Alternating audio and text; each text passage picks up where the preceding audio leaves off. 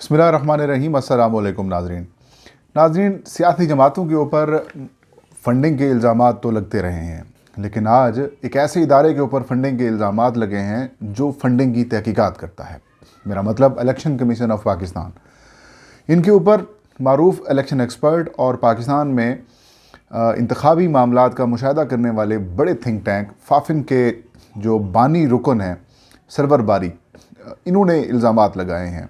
इनकी तफसीलात बताएंगे और इलेक्ट्रॉनिक वोटिंग मशीन जो कि इस वक्त पाकिस्तान में सबसे ज़्यादा काबिल बहस मौजू बना हुआ है, रोज़ाना की बुनियाद पर इसके ऊपर डिवेलपमेंट्स आ रही हैं। हुकूमत ने इसके ऊपर कानून साजी की है, लेकिन एक ऐसी साजिश आज बेनकाब करने हुई है कि इसको एक इदारे की जानिब से फंडिंग की गई है लाखों डॉलर्स में, और उसके बाद एक भरपूर कंपेन चलाई गई है इलेक्ट्रॉनिक वोटिंग मशीन के ख़िलाफ़, जिसमें कुछ सहाफ़ती तंजीमें भी शामिल हैं और कुछ सियासी जमातें भी शामिल हैं।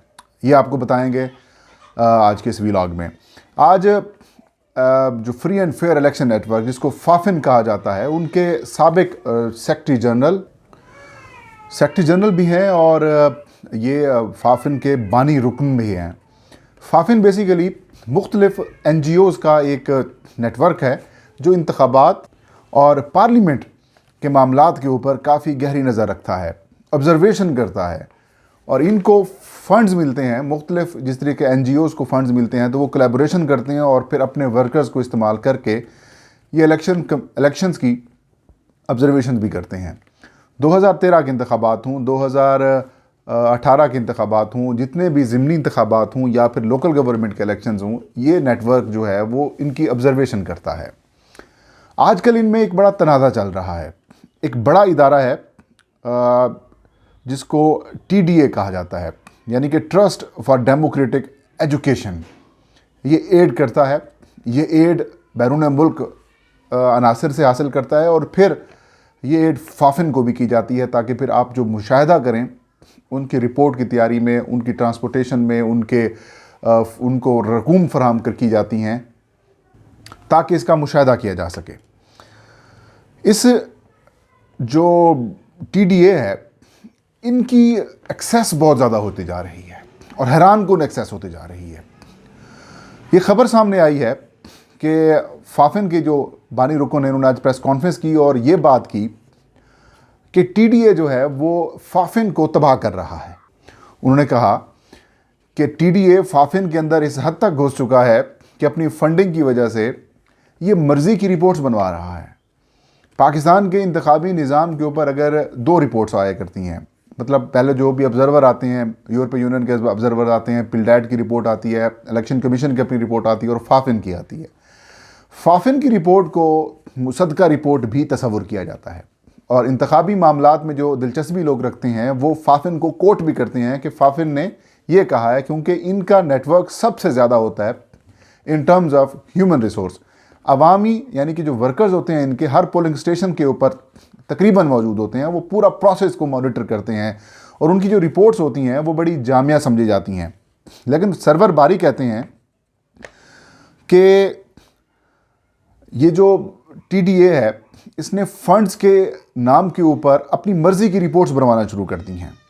उन्होंने बड़ा इल्ज़ाम ये लगाया है कि उनके कुछ IT माहिरीन जो हैं वो इदारे से मुस्ताफ़ी भी हो चुके हैं सिर्फ इन्हीं इल्ज़ामात और इन्हीं मामलात की वजह से, जबकि कुछ लोगों को रिश्वत दे के उनका मुंह बंद किया गया है या जो हो रहा है उन्होंने उन्हें पर आंखें बंद की हुई हैं। उन्होंने कहा कि TDA की जानिब से TDEA की जानिब से इंतखाबी मुशाहिदा की कुछ रिपोर्टों के ऊपर मुबैना तौर पर रद्द-ओ-बदल भी किया गया है। उन्होंने हवाला दिया कि 2013 के इंतखाबात के बाद जो एक रिपोर्ट पर काम किया जो जनवरी 2014 में वो शाये हुई, और उसमें ये कहा गया कि बहुत सारे जो मुशाहिदाकार थे वो जो उनका फॉर्म होता है वो नहीं जमा करा सके थे, और उस वक्त के जो TDA के जो एग्जीक्यूटिव डायरेक्टर थे ने मुबैना तौर पर डेटा खुद से तैयार करने की साजिश की थी और इस मकसद के लिए उन्होंने 266 हलकों के हर पोलिंग स्टेशन का फॉर्म 14 इलेक्शन कमीशन से हासिल किया और उन फार्मों की बुनियाद पर फॉर्म 14 का जो मतलूबा तादाद का इंतखाब किया था और इसी बुनियाद के ऊपर जो फॉर्म्स हैं वो तैयार किए गए थे। उन्होंने कहा कि इस सारी फर्जियत को छुपाने के लिए असल फार्म 14 और पीवीटी जो फार्म है उनके दरमियान फ़र्क को हर पार्टी उम्मीदवार की कम तरीन सतह पर रखा गया था, और ये एक बड़ा तमाशा था। साथ में उन्होंने कहा कि जो 2000 मतलब जो एक इंतखाबात होते थे, जिस ज़िमनी इंतखाब हुआ था जिसमें अयाज सादिक को जो है वो उनको डीसीट किया गया था और वो उन्होंने दोबारा इलेक्शन कॉन्टेस्ट किया था, तो उसमें भी बड़े पैमाने पर बेज़ाब्तियाँ सामने आई थी। लेकिन जो बंदा रिस्पॉन्सिबल था या जिस बंदे ने ज़िम्मेदारी लेनी थी, उन्होंने फिर बाद में जाके सुलह कर दी। इसके अलावा उन्होंने एक बड़ा इल्ज़ाम इलेक्शन कमीशन ऑफ पाकिस्तान के ऊपर लगाया है। उन्होंने ये इल्ज़ाम लगाया कि इलेक्शन कमीशन ऑफ पाकिस्तान के अफसरों को फंडिंग की गई है, उनको रकम फराहम की गई है, और ये रकम जो है, ये रकम उनको सफरी और उनकी रिहाइश की एक्सपेंसेस की मद में दी गई है। Basically election commission of Pakistan के साथ यूरोपीय यूनियन हो या फिर जो बड़ी जो डोनर एजेंसीज़ हैं, वो इलेक्शन कमीशन ऑफ पाकिस्तान की मुआवनत करते हैं। वोटर एजुकेशन हो या फिर दीगर मामलात हों, अवेयरनेस से मुतालिक, या ख़वातीन वोटर्स की रजिस्ट्रेशन से मुतालिक मामलात हों, या इंतखाबी अमल को समझाने से मुतालिक मामलात हों, उनमें जो डोनर्स हैं ये हेल्प करते हैं। लेकिन ये जो हेल्प का इल्ज़ाम लगाया गया है, ये कुछ अफसरान की ट्रैवलिंग और उनके रिहायशी एक्सपेंसेस के ऊपर किया गया है। ये बड़ा संगीन इल्ज़ाम है। इस इल्ज़ाम की मैंने तफसील उनसे मालूम करने की कोशिश की, तो उन्होंने कहा कि वक्त आने पर सारी तफसील दे दूँगा। लेकिन साथ में उन्होंने एक और इल्ज़ाम भी लगाया। उन्होंने कहा कि ये जो TDEA है, इन्होंने कुछ सहाफ़ती तंजीमों, जो कि PFUJ जिसके सरबराह इस वक्त अफजल भट्ट साहब हैं, ये जियो TV में मुलाजमत भी करते हैं जंग ग्रुप में, और इनकी बड़ी सियासत है, पाकिस्तान की सहाफ़ती सियासत में बड़ा अहम किरदार है। इन्होंने कुछ दिन पहले फाफिन ने और इन्होंने मिलकर एक कन्वेंशन या एक सेमिनार का इनेकाद किया। मीडिया की आज़ादी से मुतालिक भी था, इलेक्ट्रॉनिक वोटिंग मशीन से मुतालिक भी मामला थे, कानून साजिश के ऊपर भी बातचीत थी। तो उन्होंने कहा कि इनको भी TDEA ने फंडिंग की है, और इस सारे मामले के ऊपर जो सख्त किस्म के रिएक्शन हैं वो आने का इम्कान है। उन्होंने इल्ज़ाम ये भी लगाया कि इस सारे मामले से फाफिन को भी नुकसान पहुंच रहा है और पाकिस्तान के इंतखाबी अमल को भी नुकसान पहुंच सकता है।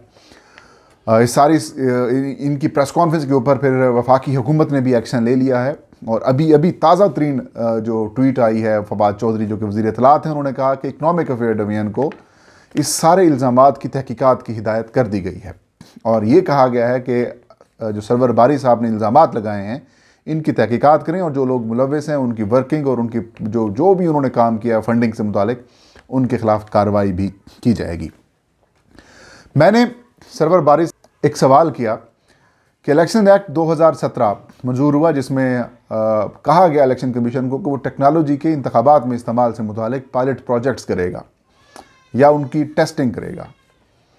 इलेक्शन कमीशन ने टेस्टिंग क्यों नहीं, क्या वो नाअहल है, वो जिम्मेदारी उसकी बनती है। और साथ में मैंने कहा कि क्या electronic voting machine as a election expert आप समझते हैं it's a doable or not. तो उन्होंने कहा कि इलेक्शन कमीशन ऑफ पाकिस्तान इसने कोताही बरती है, क्योंकि इलेक्शन कमीशन ने अपने स्ट्रेटेजिक प्लान में इलेक्ट्रॉनिक वोटिंग मशीन और टेक्नोलॉजी के यूज़ को रखा हुआ है। सुप्रीम कोर्ट की जजमेंट मौजूद है, इलेक्शन एक्ट मौजूद है और नई कानून साजी भी हो गई है, लेकिन इसके बावजूद इलेक्शन कमीशन रिलक्टेंट है। और उन्होंने कहा कि इलेक्शन कमीशन कोताही बरत रहा है और इलेक्शन कमीशन इसका रिस्पॉन्सिबल है। और साथ में उन्होंने कहा कि इलेक्ट्रॉनिक वोटिंग मशीन के हक़ में मैं राय देता हूँ, और उन्होंने कहा कि इंडिया 20 साल पहले से इलेक्ट्रॉनिक वोटिंग मशीन के ऊपर दुनिया के सबसे बड़े इंतखाबात करा रहा है, लेकिन पाकिस्तान ऐसा क्यों नहीं कर रहा।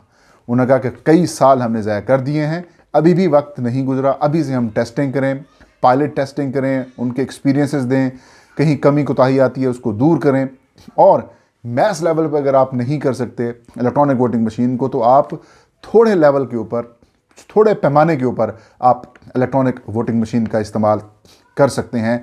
और इसमें कहा उन्होंने कि कोई ऐसी वजह नहीं है, हमें अभी से ही काम करना होगा, कानून हमारे पास मौजूद है, सिर्फ विल चाहिए।